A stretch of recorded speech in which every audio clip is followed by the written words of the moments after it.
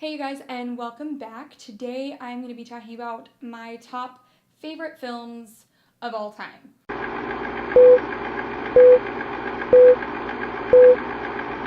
And I'm not going to be putting these in order because I personally don't have this is my number one film ever, yay! I have a list, and I've got a list, so I'm going to be going off of it. Again, I'm not going to be putting these in any kind of order. I'm just kind of be naming them off, and they're kind of they have their own categories almost, which, anyways, you'll see. So, starting from the beginning, starting from the end, however you want to start, definitely I'm a classic movie fan, so I'm kind of putting these three, there are four, but I'm putting these three kind of together in one, because I watch one and then I end up watching all three of them, or I end up watching a whole grouping of classic movies. I've done that over a weekend where I just sit down and I just watch from start Saturday morning until Sunday evening. It's just classic movie weekend. So in that grouping of classic movies is Casablanca. If you've never seen it, you need to. That film, you need to see it. The writing, the acting, the lighting of that movie are just mind-blowing. It's such a beautiful film. Again, in that grouping, though, is Gentlemen Prefer Blondes. I love Marilyn Monroe. Not as much as I love Audrey Hepburn, but I love Marilyn Monroe. And that movie is it's just a beautiful film. So, along with that, though, is An Affair to Remember, which is such an amazing movie. And if you guys have seen Sleepless in Seattle, then you know what I'm talking about, because An Affair to Remember is actually the movie that Sleepless in Seattle is based off of. And I absolutely love it. An Affair to Remember is one of the first classic movies I've actually ever seen. I remember going to visit my grandma when I was younger. I was probably 14 or 15, and I wasn't feeling good. I was visiting my mom in New Jersey. I wasn't feeling good that day, so I ended up spending the day with my grandma, and she had me watch An Affair to Remember, and I just remember falling in love with Cary Grant in a way that a 14-year-old should not fall in love with a movie star from that era. But I did. It was so beautiful. It was so romantic. It was so moving that I ended up falling in love with classic films. I watch classic films, like I said, on a regular basis. I will spend an entire weekend. I will spend days those are the movies that I want to watch instead of any other movie that comes out in today's day and age. I would much prefer to watch An Affair to Remember than Sleepless in Seattle, which, by the way, is an amazing movie. It's not on the list, but I love Sleepless in Seattle. So another movie that I absolutely love is Garden State. Oh, I love Garden State so much. I love Zach Braff. I love everything about the man. He does an amazing movie. The movie itself actually is I'm pretty sure it's his first film that he ever made, and he wrote it, and he directed it, and he starred in it. And it was just this beautiful independent film. He went out and he crowdfunded for it. He got it made, and if you guys haven't seen Garden State, you need to watch it. Natalie Portman is just amazing in that film. Just one of those movies that makes me love being a girl from Jersey. I'm just going to say it right now. I am a fan of the whole superhero thing, and so Captain America. I love Captain America. Out of all the Marvel characters or the superhero characters, I feel like Captain America is the wholesome guy of the group. I absolutely love it. I was raised military. I was in the military. I love history. My dad is a history teacher, actually. And so Captain America kind of incorporates everything for me, especially that era. I love, Agent Carter and her eyeliner and her lipstick and the way that she is a woman. Oh, I love the fact that she's a woman. And she's wearing a skirt, and she ends up shooting a gun at one of the bad guys coming out. I love that scene. I love that entire movie. This is one of those movies that you either love it or you don't. I've actually met people that don't like this movie, but Pirates of the Caribbean. When that movie came out, everybody went to go see it. And then everybody ended up using the soundtrack for that movie for color guard renditions and dance recitals. And the soundtrack for Pirates of the Caribbean is mind-blowing. It's show-stopping, and you play that music and you know what that film is. And I absolutely love Johnny Depp, and so I'm a big fan of pretty much anything that the man is in. But that movie in that movie, he just takes that character and he kind of runs with it, and he lets him be just this crazy. I can only imagine the conversation with the director, and they're like, here, be weird. I mean, I'm sure that's a conversation Tim Burton has with him on a regular basis. Here, be weird. But still, it was just, he was able to just have fun. And there was just, it was a big cinematic adventure. And I absolutely loved that about the film. On the same lines of Johnny Depp, sticking kind of with Johnny Depp, What's Eating Gilbert Grape? The reason I love that movie has nothing to do with Johnny Depp. It has everything to do with Leonardo DiCaprio, Johnny Depp, the entire cast. No, Juliette Lewis is in that, and I love it.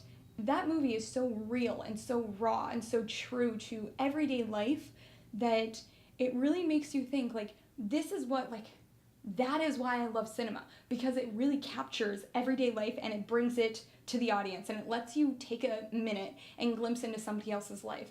And there's nothing super exciting about it. There's nothing super fast-paced. There's no, I mean, I'm sure everybody's seen it. There's a fire, but there's not gun explosions. There's emotion. That movie is so full of emotion. And I'm pretty sure everybody and their mom is firmly convinced that Leonardo DiCaprio should have won an Academy Award for that role as Arnie in that movie, and yet he didn't. Okay, we're going to step away from that. He's finally got his Academy Award, so we're good.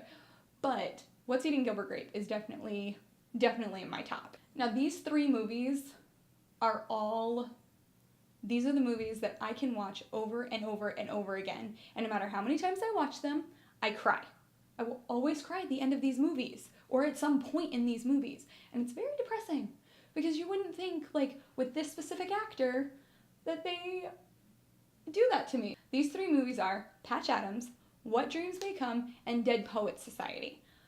Seriously, every single time I watch one of these movies, I just weep. And in such a good, cathartic way. Like, I'm just, like, overwhelmed by the emotion that goes on into these scenes, into these films. They're so personal, so real. And the fact that these are movies, and these are my favorite Robin Williams movies. I love movies like Hook. I love Jumanji. I love anything where he makes me laugh. And that's really the whole point to Patch Adams, is that laughter is the best medicine. But I absolutely love these films. It makes you think. It makes you really take a step back and look at your life and think, how can I make it better for somebody? I don't know why, but every single time I watch one of those movies, I'm like, I need to go make somebody's life better. I am a Disney fan. I'm gonna put it out there. I'm a giant Disney fan. Winnie the Pooh, I'm pretty sure if I had to put an all-time favorite movie, like, I'm gonna be completely honest, in the cartoon genre, Winnie the Pooh is my number one cartoon favorite of all time.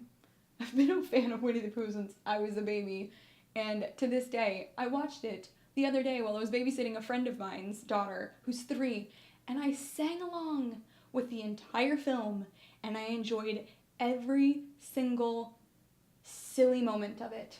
Winnie the Pooh just makes me happy. Brave? Huh, I mean, come on. I'm just gonna leave it there. I mean, she's a Disney princess who doesn't need a man. And so I absolutely love Brave. And then last in the cartoon genre would have to be Finding Nemo. I love the ocean and sea turtles and all kinds of stuff like that. So, you know, Nemo it was awesome. I love everything that Nemo stands for. So finally, when it comes to, like, my classic movies, this is definitely one of, like, I know that I wasn't going to category stuff, but if I had to put, like, my top 3 films, these would actually probably be my top 3 films. Classic movie-wise, it's Breakfast at Tiffany's. If you've never seen Breakfast at Tiffany's, please do.